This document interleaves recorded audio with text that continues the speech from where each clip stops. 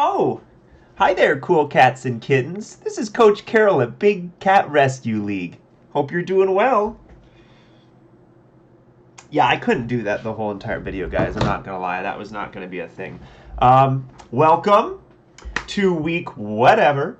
We are going to go over some very important information today. We're going to continue with our class structure, new subjects, oil in Texas, but I also want to start today's class just talking to you guys as human beings. Obviously, by now, you guys have heard that we will not be coming back to school for the rest of the year, and obviously, that kind of stinks. And I should probably get this over here. That doesn't kind of stink. That really stinks. I miss you guys. I hope you're doing well. I hope you and your families are staying safe. It's tough for kids, I know. It's tough for parents, I know. It's tough for teachers. It's tough for everyone. And so, what I urge you to do is separate from your academics. I urge you to do things that make you happy. And if you can't find something to do given these circumstances, reach out, talk to someone. If you need someone to talk to, if you're struggling with something, shoot me an email. We'll get you hooked up with the people that you need. But I really want you guys to understand that we teachers, we really miss you and we care about you and we want to make sure that you guys are doing well. So anything at all, like I think Clean earlier like emailed me and was like, hey, I can't wait to get back to basketball. He's finally no longer injured, and I said, Clean, that's great. I'm really happy for you. Don't know why you're so excited to get crossed, but I mean, it's his demise. I don't really. It's on him.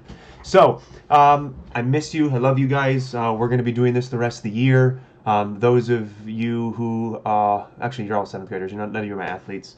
I'll be sending out some videos to eighth graders that I won't be seeing until who knows when. But for you seventh graders, I really, really look forward to how we end this year, and I really look forward to when I get to see you next. So number one thing I want you to focus on this week, now that we have the unfortunate news of not being together for the rest of the school years, I want you to take care of yourself. I want you to treat yourself. I want you to do something that's going to make you happy. If it's something small, if it's something big. For instance, I literally did something I've never done before, and it's not done yet. There are steps, and maybe next week you'll see step number 2, but I've never dyed my hair before, and it's on my bucket list, and I think this is a perfect opportunity to do something I normally wouldn't otherwise, and maybe because not a lot of people are going to see me like this because I'm in my home, but this makes me happy, and in a week where I'm kind of sad because I don't get to see you, this is making me happy. So more to come on this. All right, let's get started. First thing I want to make you guys aware of is it doesn't matter if you are in the academic or the pre-AP class. You guys can see some differences here. Everyone has an e-learning survey that we really need you to take this week. So please do that the very first thing. Okay, do that number one Monday morning. Some of you guys have even gotten started because I published this accidentally a little bit too early. Shout out to Kyle and Liam. They're literally done with everything already. Say it with your chest. That's what I'm talking about. I want you guys to take this before you do anything else, and it's because it's important information that the district needs. So get that taken care of. All right, this is an exciting lesson because we can talk about history and perspectives of opportunities historically that have been happening generationally, and we can talk about maybe opportunities that our generation or my generation and your generation, because they're close, millennials and maybe Gen Zers can take advantage of some opportunities in the 21st century. So we're going to talk about oil this week. And one thing that's really important when we talk about oil is we always think about how oil impacts our lives now, and then think historically back, and I apologize if this is like mirrored, I'm trying to point backwards. Think historically back as a new resource. We take for granted that, we can just hit the gas pump and then out comes petrol, or out comes oil or gasoline or whatever you want to call it. Okay, don't be crude. I do want you to think about what if that was the new innovative resource and how it changed people's lives. So one of the things, one of the places we're going to specifically talk about, one of the very, very, very famous places in Texas that made kind of the United States one of the big heavy hitters, the number one kind of like power player in oil in the entire world. We had more oil at one point in our history than anyone else because a lot of it hadn't been tapped or drilled or discovered. Spindletop. Spindletop is huge. Okay, on January 10th, 1901, a well in Spindletop struck oil. So for those of you that cringe at Wikipedia, close your eyes, I'm doing it. All right, Spindletop. I'll read you the first paragraph. You can usually get a pretty good understanding of what is going on in the first paragraph of Wikipedia. This is a picture. You can see that oil well, that drill is literally gushing hundreds of feet up. Hundreds. I've got some resources for you that we're going to watch, a couple-minute video at the end that's going to give you a great understanding of what was happening. What was this like? How did it change things in Texas from economically, socially, all sorts of different impacts here. So Spindletop, let's dig in. Spindletop is an oil field located in the southern portion of Beaumont, Texas in the United States. The Spindletop Dome was derived from the Luan salt evaporite layer of the Jurassic geological period. Who cares? But thank you, Wikipedia. I appreciate it. On January 10th, 1901, a well at Spindletop struck oil or came in. The Spindletop gusher blew for 9 days at a rate of 100,000 barrels of oil per day.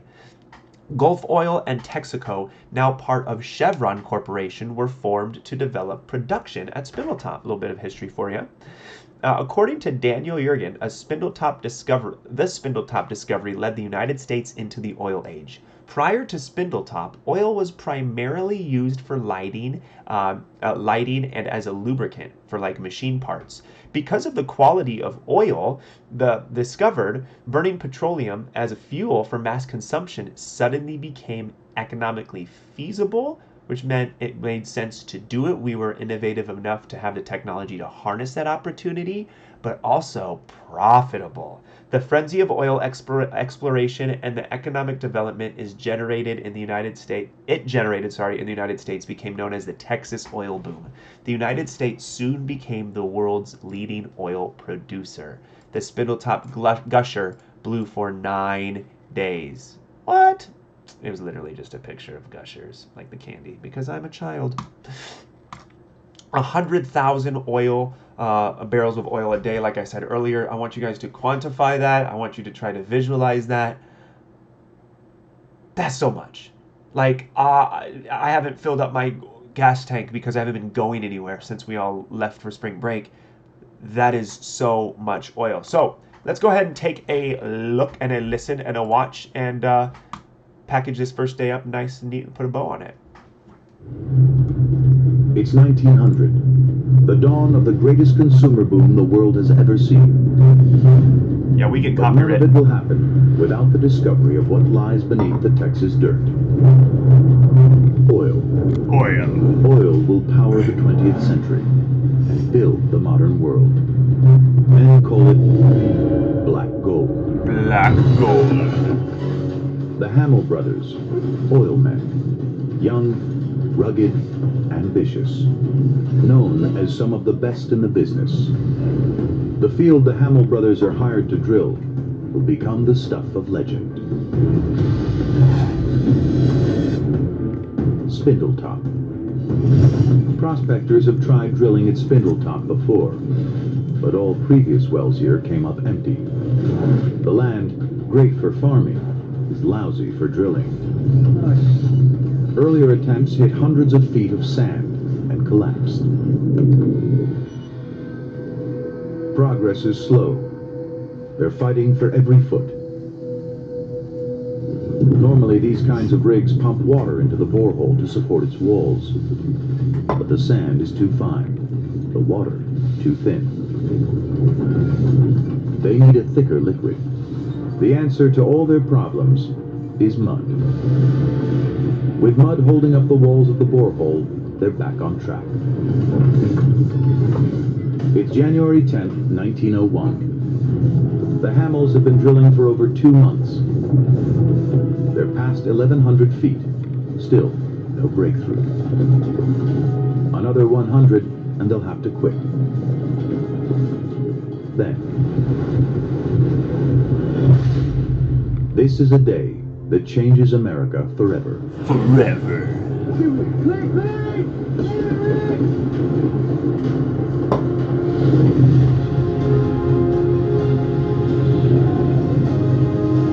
The geyser of crude oil shoots almost 200 feet into the air. The Hamels were hoping for 50 barrels a day. The well would soon be pumping out over 80,000, making the U.S. the largest oil producer in the world. Overnight, the Bro's couples eyes, funding the though. rig are nearly $40 million richer. $40 million! Become legends. $40 million in 1901!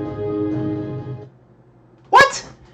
$40 million in 1901 richer. All of the backers and all of the supporters of the new resource of oil in the United States of America became millionaires overnight. It's crazy. So I want you to be thinking, what is it that's going on in our world, in our economy, in our opportunities, in our technological advancements that might be the next oil? I've always been thinking about this because it's something that's interested me. But if you look back generationally, you can think about the opportunities that your parents had, your grandparents had, your great-grandparents had for something new and innovative. So I want you to be having conversations. I want you to ask your parents. I want you to talk with people about this because who knows? Maybe the next opportunity is right around the corner or maybe happening right now. So obviously that generational opportunity there's lots of them. There's oil, there's railroad, there's farming. That's all within the same amount of time because Manifest Destiny had this country expanding at a fever pitch. But what about things, and what about stuff like things that we're more familiar with? For instance, when I was a little bit younger than you guys, the computer was finally making its way into the home. So what about like people who invested in Amazon when it was just trying to be a book company? What about earlier? Like how about a generation prior? What about people who are trying to maybe invest in a store where you don't have to get and order things off of a catalog? Maybe a store where everything is where you need it all in one place. Maybe a store that originated in Arkansas. Maybe you've heard of it, Walmart. What about before that? Well, guess what, guys? It's energy, and it's resources, and it's transportation, and that's what we're talking about. So, in this discussion, whenever we have a discussion question this week, be thinking, what do you think the next best thing is? Is it going to be, I don't know, web conferencing because we're all doing it now? Is it going to be cryptocurrency with its digital world interconnecting, unregulated, innovative technologies, or do we not know? Is it automated driving, which is going to impact the trucking industry? What's the next big oil? What's the next big generational opportunity? So that's where we are going to stop for today. If you are a academic class student, one of my fourth period kids, same format we've been following.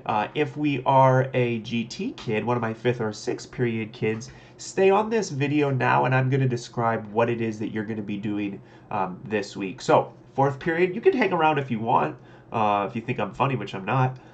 You can watch, but you fourth period kids, I hope you have a awesome start to your week.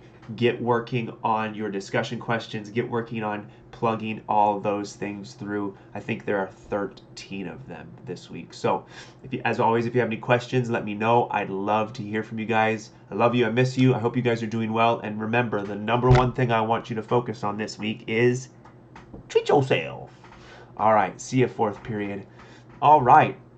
Fifth and sixth period. I want to show you something. Underneath our e-learning, that's only a one-time thing, you guys are going to see here, begin oil infographic. We have tried to make this very simple for you, so you're going to just, again, go down through the steps. I want everyone to see here, the infographic is at the very, very bottom. And what I've done is I've attached it. I'll open it up for you here, guys. And again, shout out to Kyle and Liam. Like, I didn't even know because I accidentally published this. They're done with everything.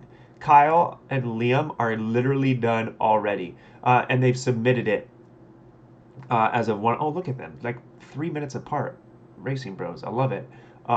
you guys, this is attached via a Google assignment. So if you need to know where to get your information, where you're going to be submitting it, go to modules, scroll down to the very bottom, and here it is. That's what you're going to be creating on. When we go through the week, you're going to have this for Monday, today, begin oil infographic.